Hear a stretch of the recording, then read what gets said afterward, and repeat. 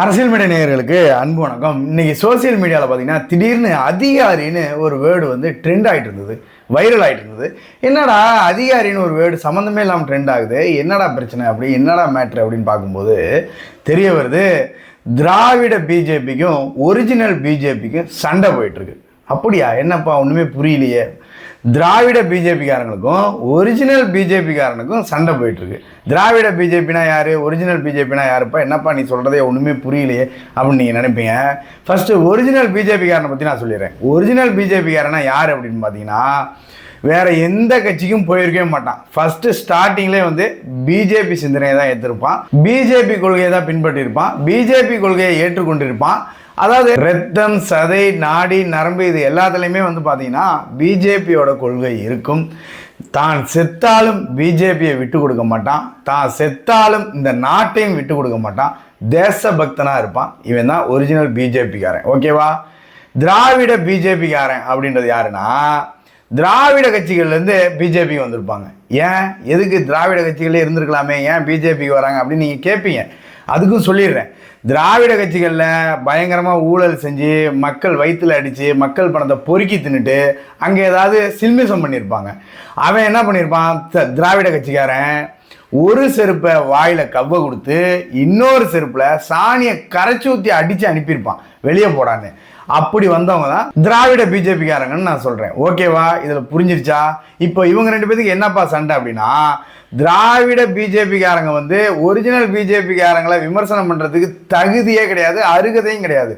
ஆனால் இங்கே என்ன நடக்குதுன்னா, திராவிட பிஜேபிக்காரங்க வந்து ஒரிஜினல் பிஜேபிக்காரனை விமர்சனம் பண்ணுறது தான் இப்போ இங்கே பிரச்சனையே ஸ்டார்ட் ஆகுது. சரிப்பா, அப்படி என்னப்பா இங்கே பிரச்சனை நடந்தது அப்படின்னு நீங்கள் கேட்பீங்க. காலையில் நான் ஒரு வீடியோ பார்த்தேன். நம்ம கேபி ராமலிங்கம் அண்ணன் இருக்கார் இல்லையா, நாமக்கல்லை சேர்ந்த கேபி ராமலிங்கம் அண்ணன் வந்து மீடியாவுக்கு, அதாவது தொலைக்காட்சிக்கு ஒரு பேட்டி ஒன்றை கொடுத்துருக்காரு. அந்த பேட்டியில் என்ன பேசியிருக்கணும், திமுக எப்படி தோக்கடிக்கணும், எங்கள் கூட்டணி வந்து திமுகவை எப்படி ஃபேஸ் பண்ண போகுது, திமுகவை எப்படி தோக்கடிக்க போகுது அப்படின்றதெல்லாம் இவர் பேசியிருக்கலாம். சரி, உட்கட்சி பூசலை பற்றி அந்த நெறியாளர் ஏதாவது கேள்வியே கேட்டிருந்தா கூட இவர் என்ன சொல்லியிருக்கணும், அதை எப்படியாவது மழுப்பி வேற விதமாக கொண்டு போயிருக்கணும். ஆனால் இவர் என்ன பண்ணியிருக்காருன்னா, தேவையில்லாதெல்லாம் பேசியிருக்காரு. ஃபர்ஸ்ட் என்ன சொல்லியிருக்காருன்னா, கலைஞர் அவர்கள் என்னுடைய வழிகாட்டி என்பதை நான் சொல்றதுல எனக்கு கூச்சமும் கிடையாது அப்படின்னு சொல்லியிருக்காரு. தலைவர் என்று சொல்லுகிறேனோ அதனால எனக்கு வழிகாட்டிய தலைவர் கலைஞர் என்று சொல்லுவதிலே நான் கொஞ்சம் கூட கூச்சப்படுவது கிடையாது. சார், கருணாநிதி அவர்களை வழிகாட்டியாகவும் கருணாநிதி அவர்களை தலைவராகவும் ஏற்றுக்கொண்டவர்கள்ட்ட நாங்கள் வந்து இந்த வெக்கம், மானம், சூடு, சொரணை, கூச்சம், நாச்சம் இதெல்லாம் எதிர்பார்க்கவே கிடையாது சார். ஏன்னா கருணாநிதி அவர்களை தலைவராகவோ வழிகாட்டியாகவோ ஏற்றுக்கொள்ளக்கூடியவர்கள்ட்ட இதெல்லாம் இருக்காதுன்னு எங்களுக்கு ஆல்ரெடி தெரியும். அதனால நீங்கள் அதெல்லாம் சொல்ல வேண்டியதில்லை எங்களுக்கு. இது மட்டும் இல்லைங்க, அடுத்து அவர் என்ன சொல்லியிருக்காருன்னு பாருங்க. தனிக்கடை வச்சுட்டு போனி ஆவலினா பழைய கடைக்கே போகணும்னா அவங்க கொடுக்குற வேலையை புடன்னு முடிக்கணும்னா புடன்னு தான் முடிக்கணும். இல்லை நான் அப்போ கேஷியர் தான் உட்காந்துருந்தேன், நான் முதலாளி மாதிரி இருந்தேன், இப்போவும் வேணும் அப்படின்னு கேட்டாலும் முடியாது. இதெல்லாம் புரியாது. அதிகாரிகளாக இருந்துட்டு அரசியலுக்கு வந்தவங்களுக்கு புரியாது. அது எப்படி சார், தனிக்கடை ஒன்று ஆரம்பிச்சுட்டு பழைய கடைக்கே திருப்பி போகணும்னா, பழைய கடைக்கு போனால் பொட்டலம் அடிக்க சொன்னால் கூட பொட்டலம் அடிக்கணும். அதை விட்டு நான் கேசியராக தான் இருந்தேன், எனக்கு கேசியர் பதவி தான் வேணும்லாம் கேட்கக்கூடாது. இது வந்து சில பேர்த்துக்கு புரியறதில்ல. அதுவும் அதிகாரியாக இருந்துட்டு அரசியலுக்கு வந்தவங்களுக்கு சுத்தமாக இது புரியறதில்லைன்னு சொல்கிறாரு. அதாவது இவர் சொல்லும் போதே தெரிஞ்சிருக்கும் உங்களுக்குலாம் இவர் யாரை சொல்கிறாரு அப்படின்னு. அண்ணாமலை அவர்களை சொல்கிறார். சரிங்களா? இவர் அந்த தனி கடை, புது கடை அப்படின்னு கடை கதை ஒன்று சொன்னார்ல, இதுக்கும் அண்ணாமலை அவர்களுக்கும் என்ன சம்பந்தம்? அவர் எந்த கடைக்கு போனார், எந்த புது கடைக்கு போனார், எந்த பழைய கடைக்கு போனார்? அவர் வந்ததுலேருந்து ஒரே கட்சியில் தான் இருக்கார். உங்களை மாதிரி மாறி மாறி பிழைப்புக்கு ஒரு கட்சி போகிற வேலையெல்லாம் அவர்கிட்ட கிடையாது. அவருக்கு இந்த கதைக்கு என்ன சம்பந்தம்? தேவையில்லாமல் ஏதாவது சொல்லி நீங்கள் வாயை கொடுத்து மாட்டிக்கிட்டு அப்புறம் சீரழியிறது. சரி, அந்த அதிகாரியை தொட்டுட்டீங்க. அந்த அதிகாரி என்னென்ன பண்ணாரு அப்படின்றத நாங்கள் சொல்லியே ஆகணும், வேற வழி கிடையாது. நீங்களும் கேட்டு தான் ஆகணும். அந்த அதிகாரி என்ன பண்ணாருன்னு சொல்லட்டுங்களா? பட்டி தொட்டி எங்கும் பாஜக என்ற கட்சியை கொண்டு சேர்த்தவர் அந்த அதிகாரி. 3% ஓட்டு மட்டும் இருந்த இந்த பாஜக கட்சிக்கு 11% ஓட்டு சதவீதத்தை கொண்டு வந்தவர் அந்த அதிகாரி. கடந்த 3 ஆண்டுகளாக சிறந்த எதிர்க்கட்சி தலைவராக இங்கு செயல்பட்டவர் அந்த அதிகாரி. அதாவது திமுக என்ற கட்சியை ஆட்டம் காண வைத்தவர் அந்த அதிகாரி.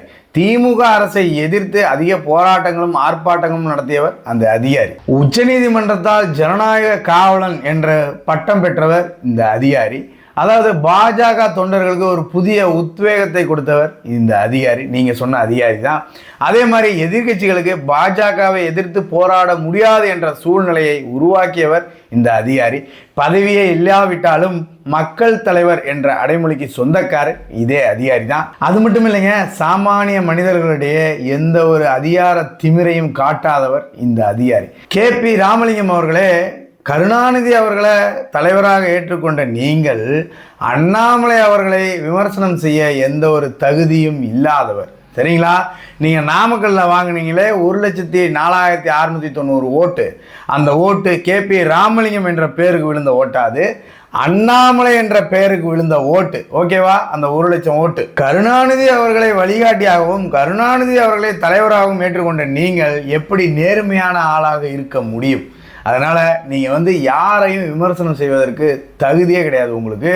அதனால் தயவு செய்து நீங்கள் செய்த விமர்சனத்தெல்லாம் திரும்ப பெறுங்க, இல்லைன்னா கடும் விமர்சனங்களை சந்திக்க நேரிடும் அப்படின்றத நான் இந்த இடத்துல சொல்லிக்கிறேன். பாஜக சொந்தங்களே, இவர் பேசுறதெல்லாம் பார்த்தா விரைவில் இவர் திருப்பி திமுக என்ற கட்சிக்கே சென்று விடுவார், அவருடைய தாய் கட்சிக்கே சென்று விடுவார் அப்படிதான் தோணுது.